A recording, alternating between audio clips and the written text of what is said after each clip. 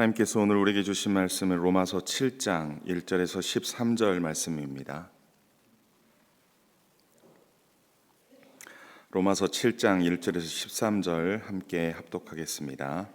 형제들아, 내가 법하는 자들에게 말하노니 너희는 그 법이 사람이 살 동안만 그를 주관하는 줄 알지 못하느냐?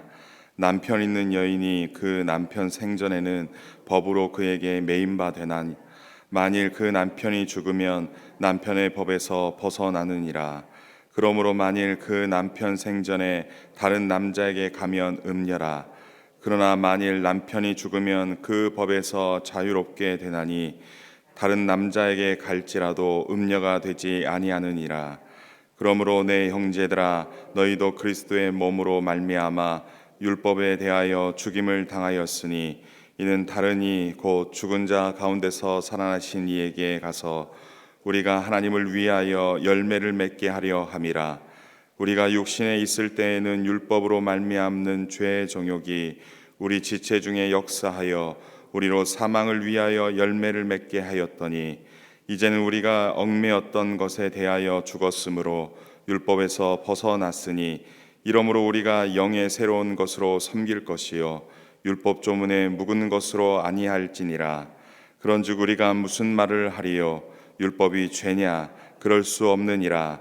율법으로 말미암지 않고는 내가 죄를 알지 못하였으니 곧 그러나 죄가 기회를 타서 계명으로 말미암아 내 속에서 온갖 탐심을 이루었나니 이는 율법이 없으면 죄가 죽은 것임이라.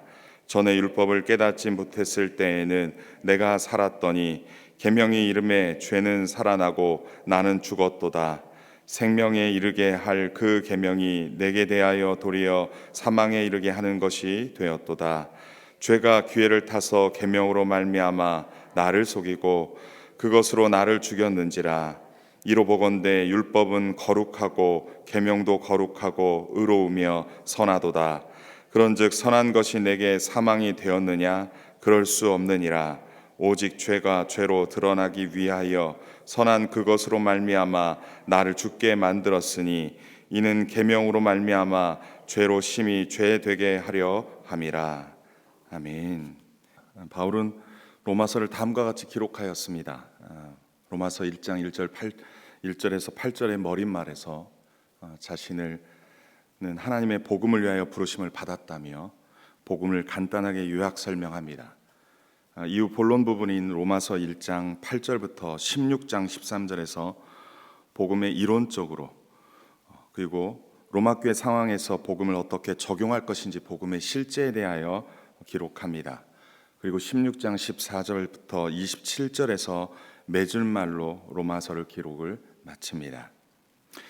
특별히 바울은 5장에서 우리가 믿음으로 의롭다 하심을 받았다라는 논지를 제시하고 6장에서 죄와 은혜를 설명하며 의롭다 하심을 받은 자들은 죄에 대하여 죽었으니 죄의 종노릇 하지 말고 의의 병기로 드리라 말씀했습니다.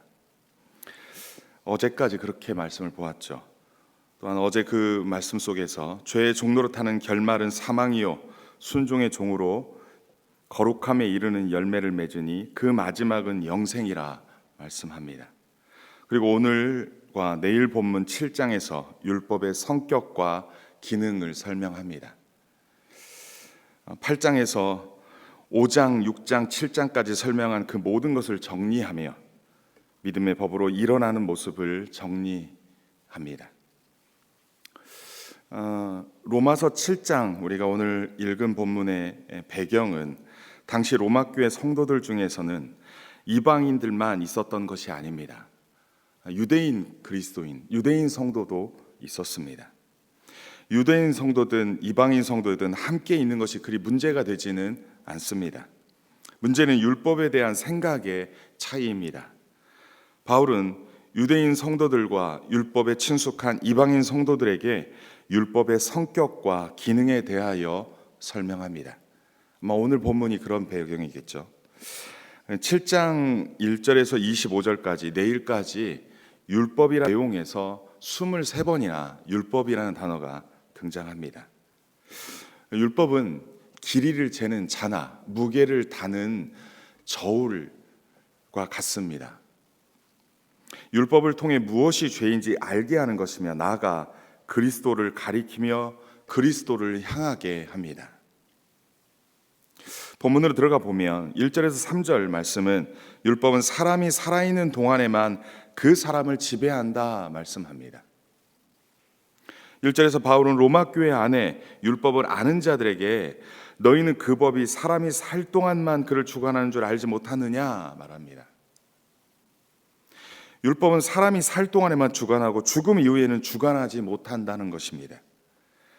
바울은 사람이 죽지 않으면 이 율법의 속박에서 피할 수 없다는 것을 2절과 3절에서 결혼에 적용하여 설명합니다. 그것은 결혼한 여자가 자기 남편이 살아있을 때는 다른 남자에게 갈 수 없지만 남편이 죽으면 다른 남자와 결혼할 수 있다는 것입니다. 따라서 율법은 사람이 살아있는 동안에만 그 사람을 지배한다라는 것입니다.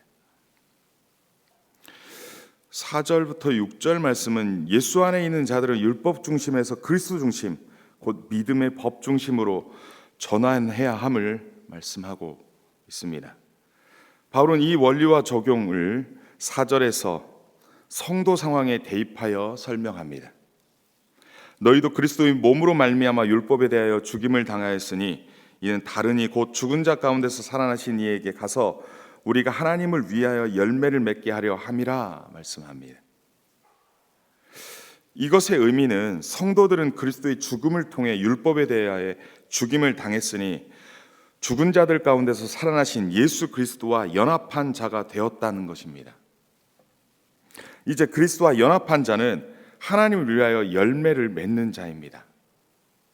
믿음으로 그리스도와 연합한 성도는 예수 그리스도와 결혼한 존재인 것입니다. 따라서 예수 그리스도와 연합된 성도는 율법 중심의 삶에서 그리스도 중심의 삶으로 전환하라는 것입니다.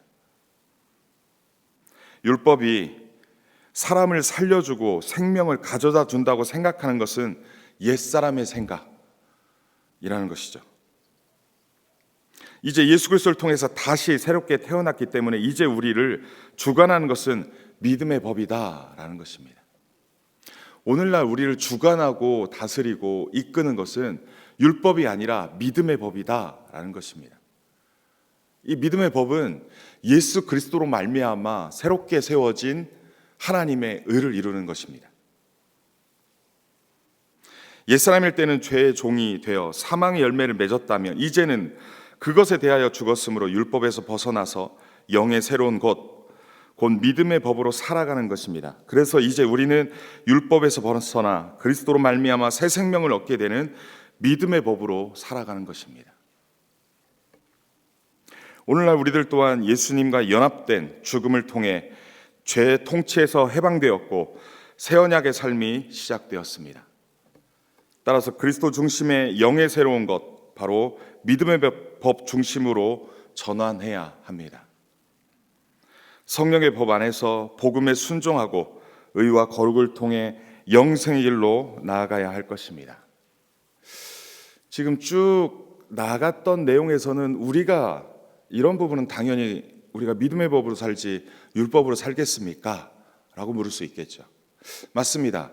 오늘 본문의 내용은 어찌 보면 우리보다는 당시의 율법에 대한 영향을 받은 사람들에게는 지금 이 설명이 필요하다는 것입니다. 율법의 영향을 받았고 율법의 교육을 받았고 그 율법이 구원에 이를 수 있다라고 믿는 사람들에게는 구원이 공리주의적으로 이 율법을 지킴으로 말미암아 구원을 받는다라고 하는 그 영향 아래에 있었습니다. 따라서 믿음의 법으로만 구원받는다라고 하는 이러한 믿음의 법의 논리로 그들의 마음이 시원치 않았던 모습인 것입니다. 따라서 바울은 이 부분을 설명했던 것입니다. 율법은 구원을 이르게 하는 것이 아니다 라고 말하는 것이죠. 7절에서 12절을 보면은 율법은 없는 죄를 만드는 것이 아니라 있는 죄를 깨닫게 한다라고 말씀하는 것이죠. 7절에서 그런즉 우리가 무슨 말을 하리요 율법이 죄냐? 그럴 수 없다 말씀합니다. 율법의 기능을 볼 때에는 마치 율법이 죄인 것처럼, 혐오스러운 것처럼 그렇게 여기는 거 그거 아니다라고 말합니다. 혹자들은 구약 성경을 굳이 설교해야 되냐? 신약만 하면 되지 아니야? 믿음의 법 중심으로 신약만, 예수 그리스도 중심으로 신약만 설교하면 되는 거 아니냐? 말할 수 있습니다. 그래서 율법 폐기론자, 구약 폐기론자들이 나올 수 있습니다. 하지만 바울은 그렇게 얘기하지 않습니다. 우리가 무슨 말 하리요? 율법이 죄냐? 그럴 수 없다라는 것입니다. 그렇다면 율법의 기능은 무엇입니까? 율법의 진정한 기능은 율법 그 자체가 우리를 살려주고 생명을 주는 것이 아닙니다. 율법을 통해서는 우리의 죄가 무엇인지, 곧 우리가 하나님을 바르게 믿고 있는지, 하나님을 바르게 알고 그 뜻대로 행하고 있는지, 모든 것들은 그 법의 기준에 따라 죄가 드러나는 것입니다. 이것이 정죄의 기능입니다. 따라서 율법의 기능은 죄를 깨닫게 하고 그 율법으로 말미암아 우리의 삶 속에서 죄가 무엇인지 드러나게 하는 것이다 라는 것입니다. 7절 하반절에서 바울은 탐심의 주제를 가지고 설명합니다. 탐심이란 주제로 설명하는 이유는 모든 죄의 원인이 탐심에 있기 때문입니다.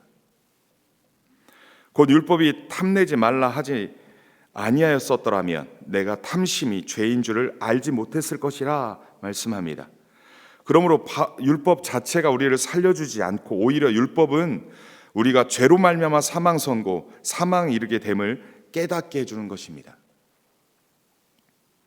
그래서 율법이 생명을 가져다 주는 것이 아니라 도리어 사망에 이르게 하는 기능이 있다라는 것입니다. 율법의 기능을 결국 죄와 사망을 통해 그리스도에게로 가게 하는 것임을 이야기하고 있습니다. 율법의 기능을 제대로 알면 그리스도에게로 가게 됩니다. 죄로 말미암아 사망 선고가 내려지면 이 법에서 누가 나를 건져내겠느냐 하면서 그리스도를 찾게 되는 것입니다. 그런데 바로 이 그리스도에게로 가는 것은 영의 새로운 것. 우리 본문 6절에 나타나는 표현이죠. 영의 새로운 것. 그리고 또 믿음의 성령의 법. 그리고 믿음의 법으로 가게 됩니다. 이 세 가지 방법 모두 하나님의 법, 곧 믿음의 법을 말하고 있는 것입니다. 12, 13절에서 앞달락의 이론을 다시 정리합니다. 바울은 12절에서 이로 보건대 율법은 거룩하고 계명도 거룩하고 의로우며 선하도다. 율법 폐기론이 아니다라는 것입니다. 율법 그 자체가 죄를 만들어내는 것이 아닙니다. 문제는 율법에 있는 것이 아니라 죄에 있다는 것입니다. 율법을 대하고 그 율법을 이용하는 자들의 몫인 것이죠. 바울은 율법은 죄에게 이용당할 수밖에 없을 만큼 연약함을 표현하고 있습니다. 죄임을 고발은 실패하였습니까? 아니라고 오늘 성경은 말씀합니다. 율법은 죄가 드러나는 역할을 감당합니다. 율법은 그 역할을 충실히 했습니다. 그래서 율법은 그 자체가 문제가 아니라 죄를 알게 하기에 거룩하고 의롭고 선한 것임을 말하고 있습니다. 따라서 하나님의 계획은 실패하지 않았습니다. 전체 말씀을 정리한다면 율법의 기능은 믿음의 법으로 나아가게 해줍니다. 율법이 문제가 아니고 죄가 문제입니다. 율법은 사망의 원인이 아닙니다. 사망의 원인은 죄입니다. 율법은 죄를 깨닫게 해주는, 죄를 드러나게 해주는 기능입니다. 그런데 그 율법에 매여서 산다는 것은 무엇입니까? 마음은 없고 그 법만을 따르는 삶인 것입니다. 그 법의 정신에 맞게 마음으로 반응하며 살지 않고 그 법의 정신과 상관없이 남을 판단하고 정죄하며 자신은 살지 않고 남에게는 결코 지킬 수 없는 잣대를 들이대며 괴롭게 하는 것으로 전락하면 안 된다라는 것입니다.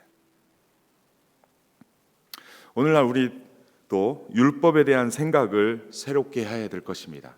이미 아는 사람들에 대해서는 크게 문제 없겠지만 구약에 대해서나 또 율법에 대해서나 이런 부분에 대해서 편식하거나 편중되게 하는 모습들은 수정해야 되지 않을까 싶습니다. 율법은 쓸모없는 것이 아닙니다. 이제 버려야 하고 방해가 되고 애물단지가 된 것이 아닙니다. 율법에 있어서 제의적이고 의식적인 법은 사실은 예수 그리스도 안에서 성취되었죠.